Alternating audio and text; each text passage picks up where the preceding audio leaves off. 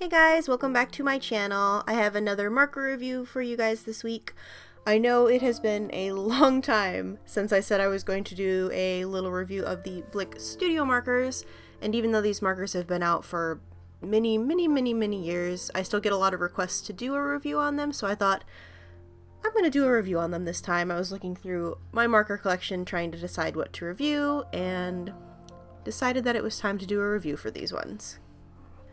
First off, I wanted to include the swatches of all the colors that come in the full set, with the exception of the grays, because there are 24 grays in this set, and I didn't really feel like swatching them because they all, on camera, kind of look the same, so I just swatched the main selection of colors that comes in the set. And before I get too heavy into the review and talking about the markers themselves, I do want to mention that these markers are the Blick Studio markers, not the Blick Illustrator markers, which I did a review on a couple months ago. Those markers, I'll have a link in the video description down below if you want to check out my review for those too.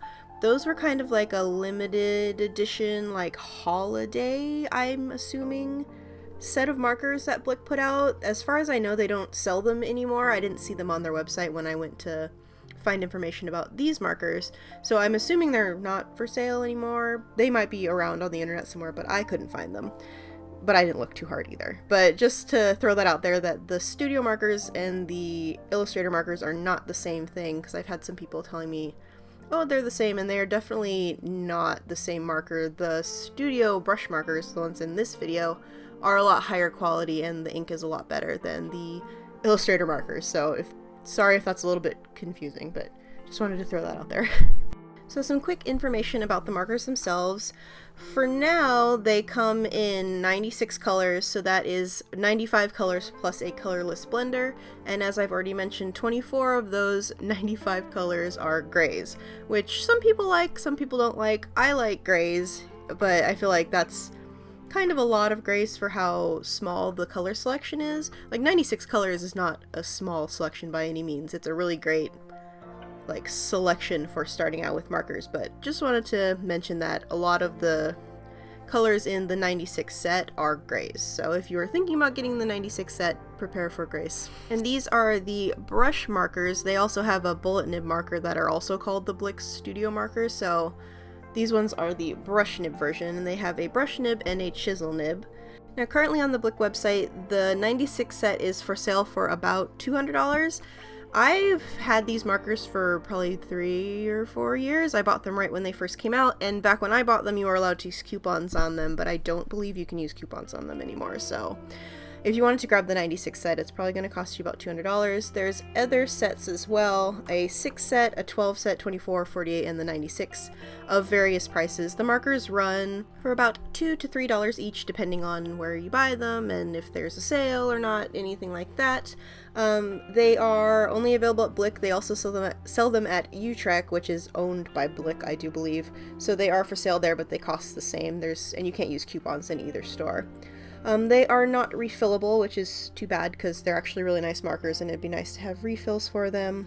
One of my favorite things about these markers, design-wise, is actually the shape of the barrel. They have kind of a hexagon-shaped barrel, so they don't roll all over the place like Copics do. And on the caps of the markers, they have this little indentation you can kind of see when I'm holding the markers in this video that allow the marker caps to be pulled off really easily, and that's something that I think is a great design feature, and I wish that all markers had that, because sometimes get some markers that you can't get the tops off of them. So that's a really nice feature that I like. I know some people don't care about that, but I thought it was kind of cool. So now I'm going to go on to how the markers perform. I've used these a ton, as I said, because I've had them for years and years and years. They have a really great brush on them. It's very similar to the Copic Chow and Sketch marker nib. It's not the same.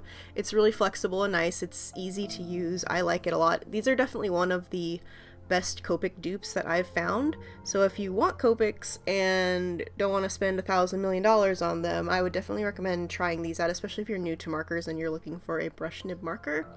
These ones work really great. I like these a lot. They blend really well with each other. Even though the color selection is not as large as Copics, they do blend between colors and stuff nicely, and they're not streaky depending on how you use them.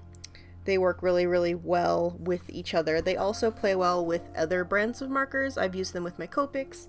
I've used them with my Pro markers and all that, and they work really well together. Most alcohol markers will play nicely with each other because they're all alcohol markers, and they all kind of work the same.